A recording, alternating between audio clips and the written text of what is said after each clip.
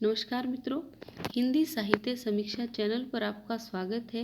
आज हम कामायनी, जो कि जयशंकर प्रसाद की महानतम कृति है, उस कामायनी के विषय में चर्चा करने जा रहे हैं, जिसका प्रकाशन 1936 ईस्वी में हुआ और यह कामायनी प्रसाद के जीवन की अंतिम कृति है। इसमें कवि ने शैव दर्शन के आनंदवाद को जीवन के पूर्ण उत्कर्ष का साधन माना है और इसमें शांत रस की उद्भावना की गई है और इसका मुख्य छंद ताटंक छंद है। यह एक प्रतीकात्मक महाकाव्य है क्योंकि इसमें जो पात्र दर्शाए गए हैं वो मानव मन की अनुभूतियों के रूप में व्यक्त हुए हैं, जैसे कि मनु मन का प्रतीक है, श्रद्धा हृदय की प्रतीक है, ईड़ा बुद्धि की प्रतीक है, वृषभ धर्म का प्रतीक है और जो मानव है वो साधारण मनुष्य का प्रतीक है।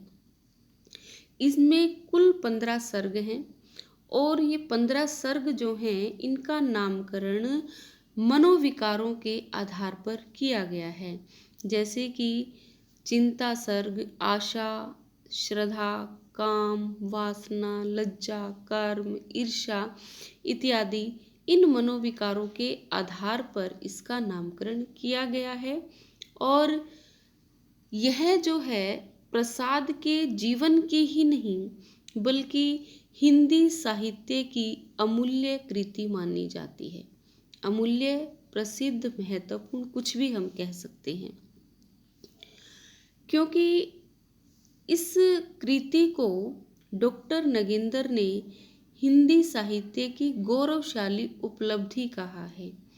केवल डॉक्टर नगेंद्र ने ही नहीं, हिंदी साहित्य के अनेक आलोचकों ने, अनेक कवियों ने इसे विभिन्न उपनामों से नवाजा है, जैसे कि आचार्य शांति प्रसाद द्विवेदी इसे छायावाद का उपनिषद कहते हैं, सुमित्रा नंदन पंत इसे हिंदी का ताजमहल कहते हैं और आचार्य रामचंद्र शुक्ल इसे मानवता का रसात्मक महाकाव्य तो निराला इसे रहस्यवाद का प्रथम महाकाव्य मानते हैं।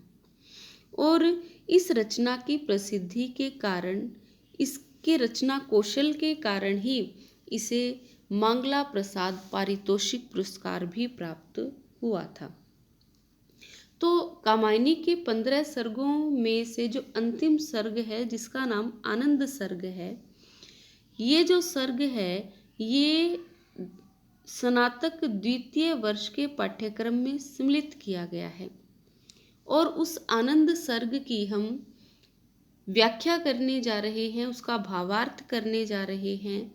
तो आनंद सर्ग के भावार्थ को आप तभी समझ पाएंगे जब आप कामायनी की कथा को जान पाएंगे। तो हम सबसे पहले कामायनी की कथा को जानने का प्रयास करते हैं। कामायनी में क्या है, ऐतिहासिक प्रसंगों की शक्तिशाली व मार्मिक अवतारणा की गई है।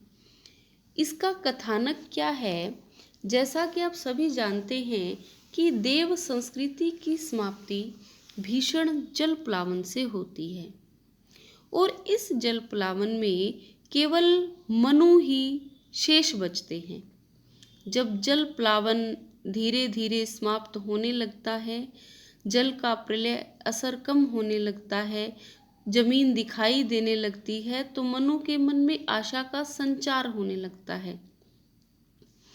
तब मनु की मुलाकात काम गोत्र की कन्या कामायनी से होती है, जिसका इस महाकाव्य में नाम श्रद्धा है, जो इनके जीवन में प्रेम और प्रणय का बीज होती है। वे दोनों मिलकर उस निर्जन प्रदेश में सृजन प्रारंभ करते हैं।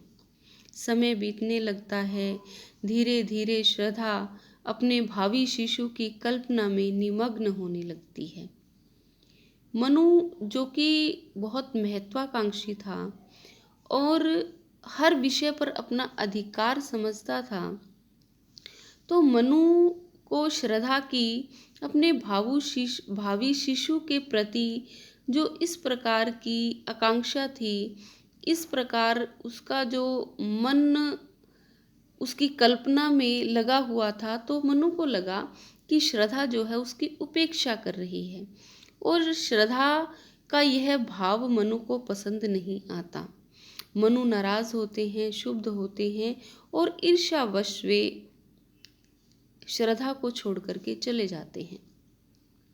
मनु भटकते भटकते शाश्वत नगर में पहुंचते हैं, जो कि भूचाल के कारण पूरी तरह से उजड़ चुका था।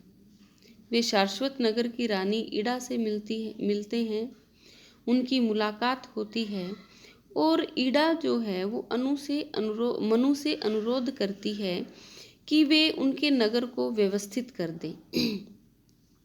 मनु उसकी बात मानता है और ईड़ा के साथ मिलकर के उस नगर को पूरी तरह से विकसित बना देते हैं।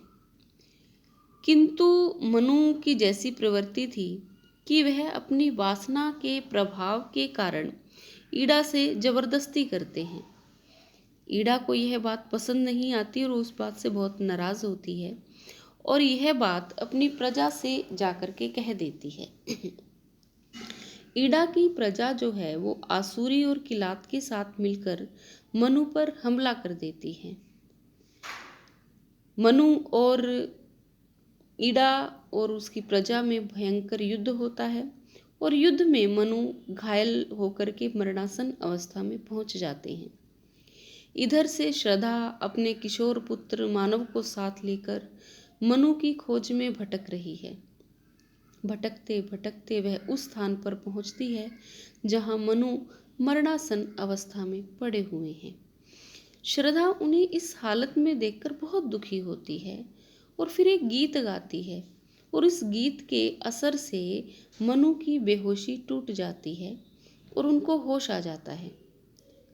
मनु श्रद्धा को देखकर एक बार तो बहुत खुश हो जाते हैं, परंतु अपने पश्चाताप के कारण वे श्रद्धा से नजरें नहीं मिला पाते और पुनः फिर से उसे छोड़ करके पलायन कर जाते हैं। श्रद्धा अब अपने पुत्र मानव को राष्ट्रनीति सिखाने के लिए ईड़ा के पास छोड़ जाती है और मनु की तलाश में फिर से निकल पड़ती है। तलाशते तलाशते मनु उसको एक गुफा के पास मिलते हैं, और फिर श्रद्धा जो है वो मनु को लेकर हिमालय पर्वत की ओर शांति की खोज में निकल पड़ती है। रास्ते में उनको त्रिपुर लोक के दर्शन होते हैं, और उस त्रिपुर लोक के विषय में मनु जब पूछते हैं तो श्रद्धा उस त्रिपुर लोक के विषय में मनु को विस्तार से समझाती है, और फिर उसके बाद दोनों मानसरोवर के तट पर चले जाते हैं, तपस्या में लीन हो जाते हैं। कुछ समय ईड़ा अपनी प्रजा और मानव को साथ लेकर तपस्या में लीन मनु और श्रद्धा से मिलने आती है। अब मनु तपस्वी के रूप में उच्च मनोभाव को प्राप्त कर चुके हैं। वे सभी को शिक्षा देते हैं, कैलाश पर्वत की ओर इशारा करते हुए मनोविकारों से मुक्त होने का संदेश देते हैं। वे भगवान शंकर की भांति निर्विकारी होने का संदेश देते हैं, और इस अद्भुत आनंद के साथ कामायनी महाकाव्य की समाप्ति होती है। कामायनी महाकाव्य का जो अंतिम सर्ग आनंद सर्ग है, उसमें यह बताया गया है कि व्यक्ति जब व्यक्तिगत सत्ता को विश्व सत्ता में डुबो देता है तो उसे अखंड आनंद की प्राप्ति होती है। वो कहते भी हैं कि समरस थे जड़ या चेतन, सुंदर साकार बना था, चेतनता एक विलसती, आनंद अखंड घना था। तो ये थी कामायनी की संक्षिप्त कथा। आगे का जो हमारा व्याख्यान होगा उसमें हम आनंद सर्ग की सप्रसंग व्याख्या करेंगे, उसका भावार्थ करेंगे। तब तक के लिए धन्यवाद। अगर आपको ये वीडियो अच्छा लगा हो तो मेरे चैनल को लाइक कीजिए, शेयर कीजिए और सब्सक्राइब कीजिए। धन्यवाद।